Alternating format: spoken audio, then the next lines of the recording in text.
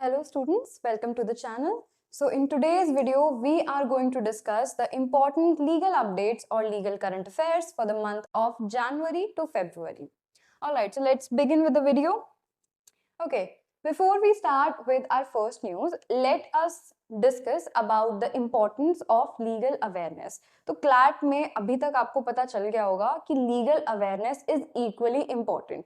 Legal reasoning तो important है ही, वो टॉर्ट्स कॉन्ट्रैक्ट्स ये सब पूछते हैं, but as well as legal awareness is also important. आप 2025 का क्वेश्चन पेपर देखो, उन्होंने अवेयरनेस से क्वेश्चन पूछा है. आप अभी का क्वेश्चन पेपर देखो, उन्होंने अवेयरनेस से क्वेश्चन पूछा है. तो एक्सपेक्ट करके चलो कि कम से कम 2 से 3 पैसेज लीगल में लीगल अवेयरनेस से आते ही आते हैं. अब लीगल अवेयरनेस को आपको सीए जीके की तरह नहीं पढ़ना है, बहुत वास्ट नहीं होता लीगल अवेयरनेस. हर रोज जो हमारे लिए जजमेंट्स आ रहे हैं वो सारे नहीं पढ़ने होते. जो इंपॉर्टेंट होते हैं, जो हमारे टॉपिक से रिलेट करते हैं, सिर्फ उन्हीं चीजों को हमें पढ़ना होता है. So let us start with our first legal update on UGC guidelines. ठीक है, तो यूजीसी कंट्रोवर्सी आपने देखी होगी. यूजीसी की नई गाइडलाइंस आई थी जिसकी वजह से काफी सारी कंट्रोवर्सी हुई थी और काफी डिफरेंट लोगों का डिफरेंट कहना था. सबसे पहले हम देखते हैं कि व्हाट इज यूजीसी. थोड़ा सा देखते हैं व्हाट इज यूजीसी. तो UGC is your university grants commission. ठीक है, university grants commission which came into force in 1956 and it is a statutory body. ठीक है, एक स्टैट्यूटरी बॉडी है. ये आपकी यूनियन एजुकेशन मिनिस्ट्री के अंडर चलती है. 1956 में ये आई थी. दूसरा, भाई यूजीसी काम क्या करता है? What is the main objective of UGC? तो यूजीसी बेसिकली आपके universities as well as colleges, इनको प्रॉपर गाइडलाइंस देता है, प्रॉपरली इनको रेगुलेट करता है. बेसिकली हायर एजुकेशन को ये देखता है, कॉलेजेस और यूनिवर्सिटीज की. तो ये बात हो गई यूजीसी की. नेक्स्ट हम बात करते हैं इसकी गाइडलाइंस के बारे में. तो कुछ रेगुलेशंस यूजीसी ने दी थी इन द ईयर ऑफ 2012. सो 2012 में कुछ रेगुलेशंस आई थी और अभी 2026 में नई रेगुलेशंस आई है. सबसे पहले हम ये समझेंगे कि 2012 में क्या हुआ था और अभी 2026 में क्या हुआ है. मेजर इशू क्या है गाइडलाइंस का, क्यों इतने सारे इसमें राइट्स हुए थे. नाउ लेट अस सी. सबसे पहले जब यूजीसी गाइडलाइंस आई थी इन द ईयर ऑफ 2012 में इन्होंने बोला था कि हायर एजुकेशनल इंस्टीट्यूशंस में हम डिस्क्रिमिनेशन को टॉलरेट नहीं करेंगे. तो डिस्क्रिमिनेशन आपको पता ही है. डिस्क्रिमिनेशन जब भी हम किसी पर्सन के साथ कोई भेदभाव करते हैं, चाहे उनके रेस के बेसिस पे, चाहे उनकी कास्ट की बेसिस पे, उनके रिलीजन के बेसिस पे, प्लेस ऑफ बर्थ के बेसिस पे, उनके जेंडर के बेसिस पे, यही सारी चीज हमारी डिस्क्रिमिनेशन में आती है.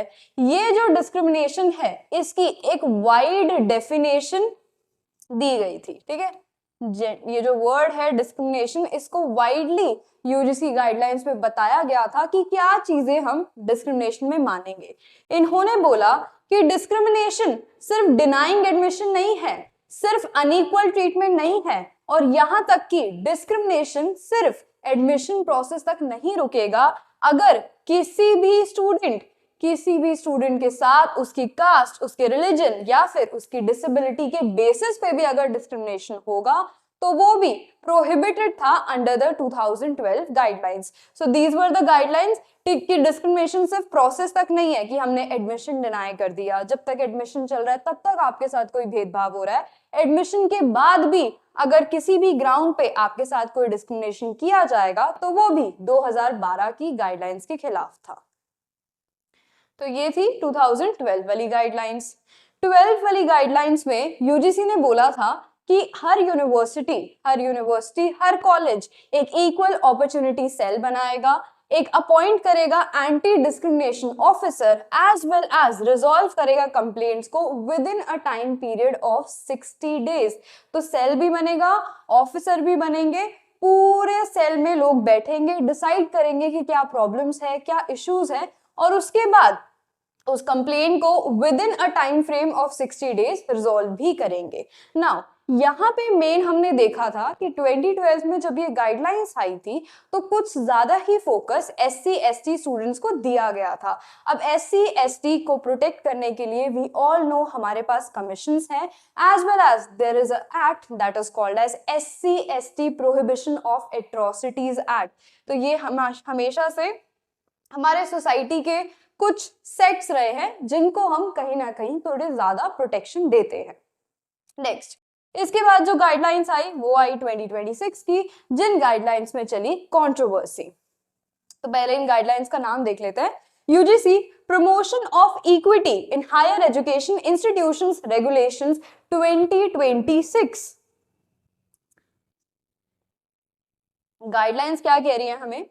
न्यू गाइडलाइंस ये कहती है, देखो पहले जो ये गाइडलाइंस थी वो सिर्फ और सिर्फ हमारे स्टूडेंट्स पे एप्लीकेबल थी, ठीक है, कि अगर यूनिवर्सिटी में या फिर कॉलेज में स्टूडेंट्स के साथ कोई भेदभाव किया जा रहा है, स्टूडेंट्स को गलत तरीके से ट्रीट किया जा रहा है, तो यूजीसी उनको प्रोटेक्ट करता था। लेकिन ये वाली गाइडलाइंस सिर्फ और सिर्फ स्टूडेंट्स पर नहीं, ये गाइडलाइंस फैकल्टी पे भी एप्लीकेबल थी। ये guidelines non teaching staff as well as online and distant learning students पे भी एप्लीकेबल थी।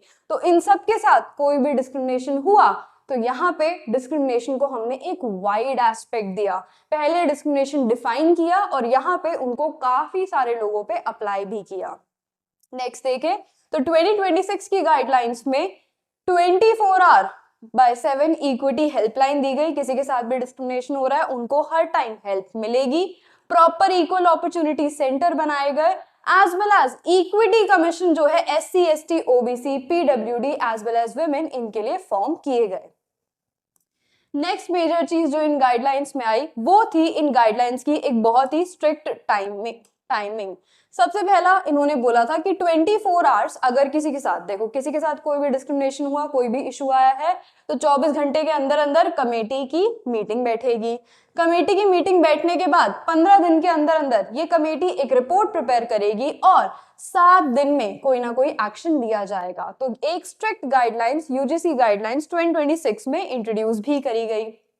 लास्ट अगर हम देखें, इन्होंने ये भी बोला कि अगर आप ये रूल्स फॉलो नहीं करते, अगर कोई भी कॉलेज या यूनिवर्सिटी इन रूल्स को फॉलो नहीं करेगा तो डिग्री भी रोकी जा सकती है, यूजीसी ग्रांट्स आपके हटा सकते हैं, यूजीसी लिस्ट से आपको रोका जा सकता है। तो ये सारे स्ट्रिंजेंट एक्शंस भी दिए गए। अब यहाँ पे जब हम बात करेंगे इक्विटी की, तो इक्विटी को सिर्फ और सिर्फ एक गाइडिंग प्रिंसिपल की तरह नहीं बल्कि एक लीगल ऑब्लिगेशन की तरह ट्रीट किया गया। क्योंकि ये सब आने के बाद बहुत ज्यादा वाइड स्प्रेड चीजें हो गई कि यूजीसी क्या गाइडलाइंस दे रहा है, यूजीसी कैसे प्रोटेक्ट कर रहा है, और सबसे बड़ी चीज ये यहाँ पे थी कि डिस्क्रिमिनेशन अगर कुछ हो रहा है या कोई गलत चीज हो रही है तो किस तरीके से आप उसको आइडेंटिफाई करोगे, क्योंकि जितनी रियल चीजें होती है उतनी फेक भी एग्जिस्ट करती है। फेक कंप्लेंट्स को या फेक चीजों पे कैसे डिसीजन लिया जाएगा, तो इन सारी चीजों को देखते हुए क्योंकि बहुत ज्यादा वाइड स्प्रेड ओपिनियंस चल रहे थे, तो लेटर ऑन सुप्रीम कोर्ट ने इस चीज पे अभी के लिए स्टे लगा दिया है। सुप्रीम कोर्ट यूजीसी गाइडलाइंस पे स्टे लगा चुका है और अभी तक सुप्रीम कोर्ट की तरफ से कोई रिस्पॉन्स नहीं है। ऑलराइट, नेक्स्ट न्यूज देखते हैं। अच्छा, next news talks about death penalty. Death penalty आप सबने सुना होगा कि अगर किसी भी पर्सन को डेथ पेनल्टी मिलती है, that person is hanged till death. आपको डेथ पेनल्टी जब मिलती है, जब तक आप मर ना जाओ आपको प्रॉपर ऊपर से टांग दिया जाता है। नाउ ये जो डेथ पेनल्टी है, इस पे एक क्वेश्चन रेज किया गया है कि डेथ पेनल्टी एक बहुत ही क्रूअल फॉर्म ऑफ पनिशमेंट है।